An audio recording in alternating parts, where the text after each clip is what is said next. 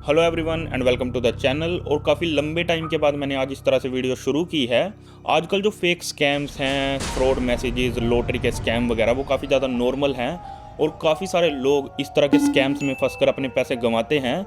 लेकिन आज मैं जिस केस की बात करूंगा वो काफ़ी ज़्यादा पुराना है और उस टाइम पे ये लॉटरी के जो स्कैम्स हैं वो ज़्यादा नॉर्मल नहीं थे।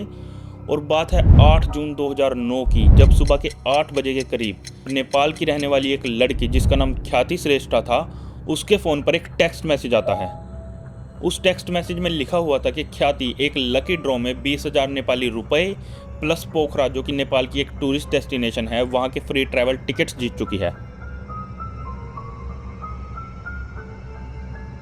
वो मैसेज एक magazine company voice of women की तरफ से था, लेकिन ख्याति को इस चीज़ का बिल्कुल भी अंदाजा नहीं था कि ये टेक्स्ट मैसेज आगे चलकर उसकी जान जाने का कारण बनेगा।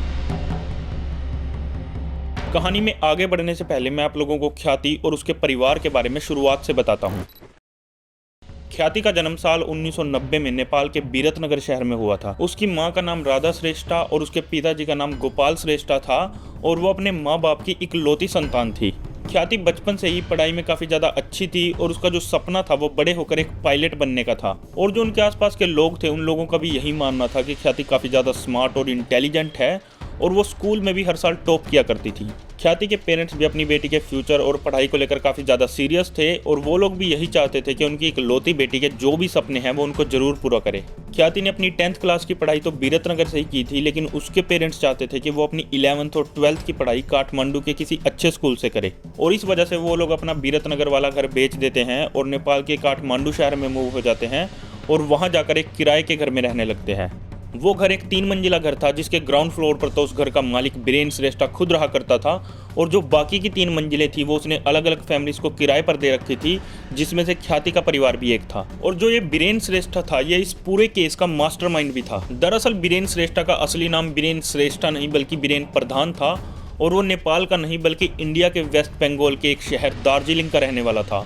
लेकिन साल 1985 में वो इंडिया से नेपाल मूव हो गया था और जो उसका लास्ट नेम था प्रधान वो भी उसने चेंज कर श्रेष्ठा कर दिया था। खैर, काठमांडू पहुंचकर ख्याति का एडमिशन वहां के जुबिलियंट कॉलेज में हो जाता है, जहां पर वो अपनी +1 और +2 की पढ़ाई जारी रखती है। ख्याति एक साइंस की स्टूडेंट थी और कोइंसिडेंटली जो बीरेन श्रेष्ठा था वो भी एक साइंस का टीचर था और पिछले 14 साल से वहाँ के एक स्कूल जिसका नाम AVM स्कूल था वहाँ पर बायोलॉजी पढ़ाता था। बच्चों को स्कूल में पढ़ाने के साथ साथ वो घर पर ट्यूशन्स भी दिया करता था और जब ख्याति के पेरेंट्स को ये बात पता चली तो उन्होंने ख्याति की ट्यूशन क्लासेस के लिए उससे बात की और ख्याति को ट्यूशन्स देने के लिए वो बड़ी आराम से मान गया, जिसके बाद उसने ख्याति को ट्यूशन्स देना शुरू कर दिया और उन ट्यूशन क्लासेस की वजह से ख्याति को पढ़ाई में काफ़ी ज़्यादा हेल्प भी मिलने लगी। ख्याति की पढ़ाई अच्छे से चल रही थी और जो उसकी ट्यूशन क्लासेस थी वो भी बढ़िया चल रही थी। लेकिन एक दिन अचानक से जो बीरेन श्रेष्ठा था उसने उस घर पर रहने वाली जितनी भी फैमिलीज थी उन सबको ये बोला कि किसी मजबूरी के कारण उसको ये घर बेचना पड़ेगा, जिसके बाद ना चाहते हुए भी वहाँ पर जितनी भी फैमिलीज रहती थी उन सबको वो घर खाली करना पड़ा। बीरेन श्रेष्ठा का घर छोड़ने के बाद ख्याति का परिवार कोशिश करता है कि उन लोगों को ख्याति के कॉलेज के आसपास ही कोई घर मिल जाए और काफ़ी कोशिश करने के बाद उन लोगों को जुबिलियंट कॉलेज से सिर्फ 4 किलोमीटर दूर एक इलाके घट्टे कुल्लो में घर मिल भी जाता है। उनका नया घर पुराने के मुकाबले कॉलेज से ज़्यादा पास था। जब ख्याति और उसके परिवार ने बीरेन वाला घर छोड़ा था तो उसके बाद से जो ख्याति की ट्यूशन क्लासेस थी वो भी बंद हो गई थी। और फिर तारीख आती है 5 जून 2009, जिस दिन सुबह के लगभग 8 बजे के करीब ख्याति के फ़ोन पर वो मैसेज आता है जिसके बारे में मैंने आप लोगों को वीडियो के शुरू में बताया था। ख्याति उस टाइम +2 क्लास में थी और उसको ये लग रहा था कि उसके 10th क्लास में अच्छे मार्क्स आने की वजह से वॉइस ऑफ मैगजीन ने उसको इनाम दिया है। उस लॉटरी के मैसेज को पढ़ने के बाद ख्याति काफ़ी ज़्यादा खुश थी और मन ही मन मुस्कुरा रही थी कि थोड़ी देर बाद ही एक अननोन नंबर से फ़ोन आता है। फ़ोन के दूसरी तरफ एक महिला थी जिसने ख्याति को बताया कि वो वॉइस ऑफ वुमेन मैगजीन की तरफ से बोल रही है और ख्याति को इनाम लेने के लिए उनके ऑफिस आना पड़ेगा। ख्याति इस प्राइस के बारे में अपने पेरेंट्स को बताती है और ख्याति की बात सुनकर वो लोग भी काफ़ी ज़्यादा खुश हो जाते हैं, लेकिन उनको हल्का सा डाउट था। उस महिला ने फ़ोन पर जो एड्रेस बताया था उनके ऑफिस का वो काठमांडू की एक सड़क जिसको पुताली सड़क के नाम से जाना जाता है वहाँ का बताया था और इस चीज़ की वजह से वो अपने एक भरोसेमंद नौकर राम को ख्याति के साथ भेजते हैं। तो ख्याति और उनका नौकर राम बताए गए एड्रेस के लिए निकल जाते हैं। दोपहर के तकरीबन 1 बजे वो दोनों बताए गए एड्रेस पर पहुँचते हैं जहाँ उनसे एक लड़की मिलती है जो कि उम्र में काफ़ी ज़्यादा यंग थी और उसने अपना नाम उन दोनों को मरीना शाक्या बताया और ये वही लड़की थी जिसने ख्याति के साथ फ़ोन पर बात की थी। मरीना ने उनसे कहा कि प्राइस देने का जो प्रोसीजर है वो पूरा करने के लिए उन लोगों को कुछ पेपर वर्क करना होगा और हो सकता है पेपर वर्क पूरा करते करते उन लोगों को शाम भी हो जाए। क्योंकि मरीना से मिलने के बाद राम और ख्याति दोनों को उस पर विश्वास हो गया था, इसीलिए मरीना की ये बात सुनने के बाद ख्याति ने राम को घर वापस भेज दिया। राम के वहाँ से जाने के बाद मरीना ख्याति को अपने साथ एक बिल्डिंग में एक फ्लैट के अंदर लेकर गई, जिसको उसने अपनी मैगजीन कंपनी का ऑफिस बताया और वो फ्लैट एक प्रॉपर ऑफिस की तरह ही था। और उस ऑफिस के अंदर ख्याति ने एक ऐसे इंसान को देखा जिसको वो काफ़ी अच्छी तरह से जानती थी, और वो इंसान और कोई नहीं बल्कि ख्याति का पुराना मकान मालिक और ट्यूशन टीचर बीरेन श्रेष्ठा था। बीरेन श्रेष्ठा ने ख्याति को बताया कि वो पिछले काफ़ी टाइम से इस वॉइस ऑफ वुमेन मैगजीन के साथ काम कर रहा है। ये चीज़ सुनकर ख्याति को थोड़ा सा तो अजीब लगता है, क्योंकि जिस टाइम पर ख्याति उससे ट्यूशन्स पढ़ती थी और जिस टाइम पर ख्याति का परिवार उसके घर पर किराए पर रहता था, उस पूरे टाइम के दौरान कभी भी बीरेन ने इस चीज़ के बारे में मेंशन नहीं किया था कि वो इस तरह की किसी मैगजीन में काम करता है। खैर, इस चीज़ के बारे में ज़्यादा न सोचकर ख्याति ने पेपर वर्क जो था वो शुरू कर दिया। फिर थोड़ी देर बाद बीरेन ने अपने लिए और ख्याति के लिए एक कॉफ़ी मंगवाई और कॉफ़ी पीते टाइम ख्याति ने अपने पेरेंट्स को फ़ोन किया और उनको फ़ोन पर यह बताया कि यहाँ पर सब कुछ अच्छे से चल रहा है और जो पेपर वर्क है वो भी जल्द ही ख़त्म कर देगी और शाम तक घर आ जाएगी। ख्याति से बात करने के बाद उसके पेरेंट्स रिलैक्स हो गए थे और आराम से अपना काम काज में लग गए थे। उन लोगों को ये था कि ख्याति जल्द ही इनाम के पैसे लेकर घर आ जाएगी, लेकिन जब शाम हो जाती है और ख्याति का कोई अता पता नहीं लगता तो ख्याति की माँ उसको फ़ोन करती है और ख्याति का जो फ़ोन था वो स्विच ऑफ था। और कई बार ट्राई करने के बाद भी जब ख्याति का फ़ोन स्विच ऑफ ही आया तो ख्याति के पेरेंट्स की जो टेंशन थी वो बढ़ने लगी, जिसके बाद ख्याति के पेरेंट्स ने अपने नौकर राम को बुलाया और उसके साथ पुताली सड़क के उसी एड्रेस पर गए जहां पर उसने ख्याति को ड्रॉप किया था। वहां जाकर वो लोग ख्याति को इधर उधर ढूंढने लगे, लेकिन ख्याति का कोई भी अता पता नहीं लगा। उन्होंने ख्याति के फ्रेंड्स को भी फ़ोन किया कि अगर ख्याति उनके घर पर गई हो, लेकिन उसके जितने भी फ्रेंड्स थे उन सब ने एक ही बात बोली कि ख्याति उनके घर पर नहीं आई। उन्होंने आसपास के दुकानदारों से और आसपास के लोगों से पूछताछ की, लेकिन जब ख्याति का कोई भी पता नहीं चला तो वो लोग थक हार कर घर पर आ गए। लेकिन जैसे ही वो लोग घर पर पहुंचे तो ख्याति के फादर के फ़ोन पर एक मैसेज आया। उस मैसेज में लिखा हुआ था कि ख्याति का किडनैप हो चुका है और जो किडनैपिंग गैंग है वो नेपाल के एक एरिया तेराई वैली की एक कुख्यात गैंग है। दरअसल तेराई वैली की गैंग्स किडनैपिंग केसेस के लिए काफ़ी ज़्यादा बदनाम थी, जिन्होंने पिछले कुछ टाइम में 30 से भी ज़्यादा बच्चों को किडनैप किया था और जिनमें से कुछ बच्चों को तो उन्होंने टाइम पर पैसे ना मिलने की वजह से जान से भी मार दिया था। तेराई वैली का नाम सुनकर ख्याति के पेरेंट्स काफ़ी ज़्यादा घबरा गए थे और इसके अलावा मैसेज में ये भी लिखा हुआ था कि पुलिस को भूल कर भी बताने की गलती ना करें और साथ ही उनसे 10 लाख रुपए की मांग भी की गई थी। जैसे तैसे करके ख्याति के माता पिता ने 10 लाख रुपए इकट्ठा किए और अगले दिन यानी 6 जून को किडनैपर्स ने उनको पैसे लेकर काठमांडू से 260 किलोमीटर दूर बुतवाल बुलाया। जब वो लोग पैसे लेकर बुतवाल पहुंचे तो किडनैपर्स ने एक नए एड्रेस पर उन लोगों को बुलाया, जो कि नेपाल के ही एक दूसरे एरिया चितवन में था और बुतवाल से चितवन की दूरी 150 किलोमीटर के आसपास है।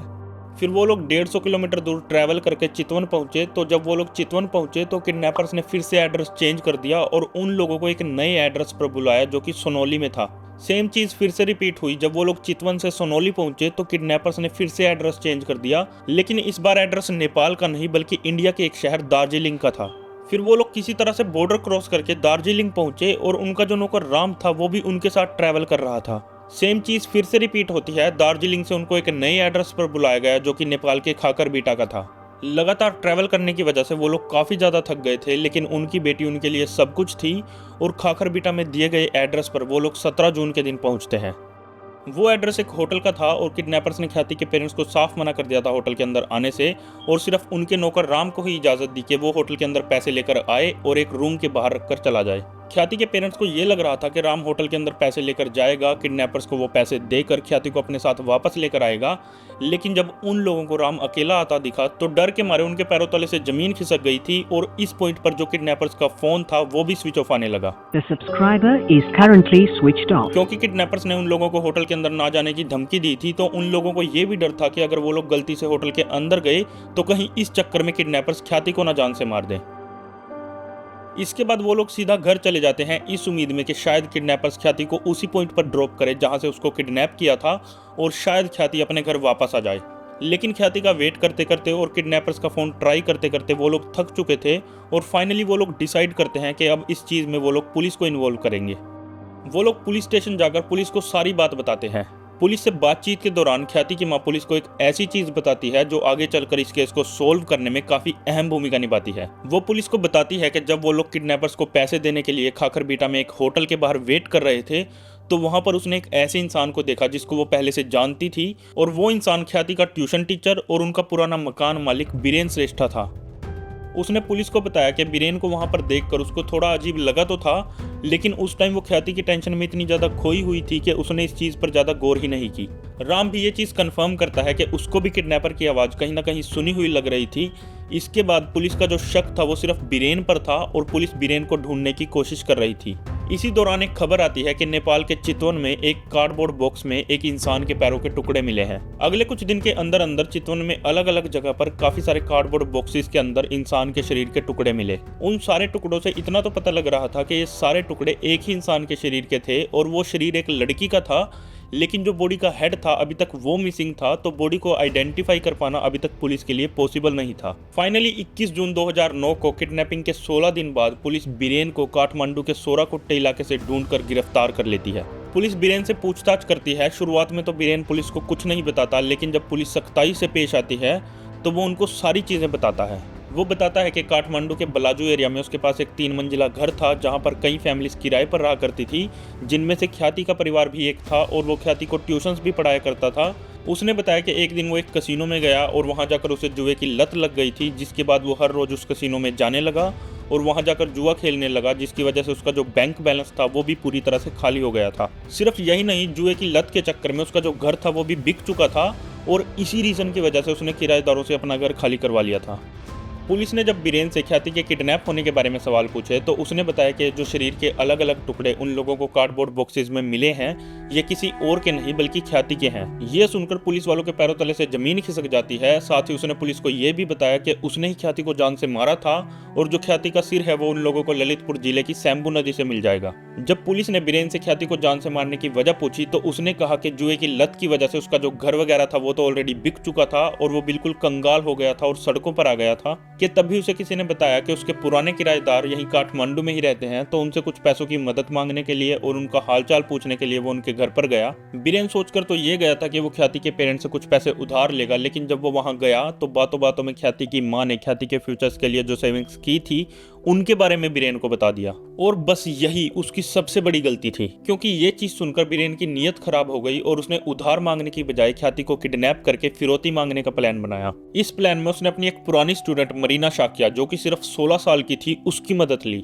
बीरेन और मरीना शाक्या दोनों ने मिलकर ख्याति को फेक लॉटरी स्कैम में फंसाया था और उसको उस फ्लैट में बुलाया था। जब पेपर वर्क करते टाइम ख्याति ने अपनी मां को फोन किया था तो उसके थोड़ी देर बाद बीरेन ने उसको एक कोल्ड ड्रिंक ऑफर की थी जिसमें उसने नींद की गोलियां मिला दी थी और उसकी वजह से ख्याति बेहोश हो गई थी। लेकिन जब ख्याति होश में आई और जोर जोर से चिल्लाने लगी तो बीरेन ने एक रुमाल पर क्लोरोफॉर्म डाला और ख्याति को सुंघा दिया, लेकिन उसने गलती से क्लोरोफॉर्म इतना ज्यादा डाल दिया था कि ख्याति की वहीं पर मौत हो गई। ख्याति को मरी हुई हालत में देखकर बीरेन इतना ज्यादा घबरा गया था कि डर के मारे उसने एक आयरन की रोड ली और ख्याति के सिर पर बार बार अटैक किया और उसके शरीर के काफी सारे टुकड़े करके कार्डबोर्ड बॉक्सेस में डाल दिए। फिर उन कार्डबोर्ड बॉक्सेस को उसने अलग अलग जगह पर फेंक दिया ताकि वो पकड़ा ना जाए। नेपाल हाई कोर्ट ने इस केस में फैसला सुनाते हुए बीरेन पर किडनैपिंग और मर्डर के चार्जेस लगाए और उसको 39 साल की सजा सुनाई और मरीना शाक्या को 20 साल की सजा सुनाई गई। लेकिन उसने पुलिस से रिक्वेस्ट की कि उसकी सजा कम की जाए, क्योंकि उसकी उम्र 16 साल थी तो उसको जुवेनाइल जेल में डाला गया और साल 2020 में अच्छे बर्ताव के कारण उसको रिलीज कर दिया गया।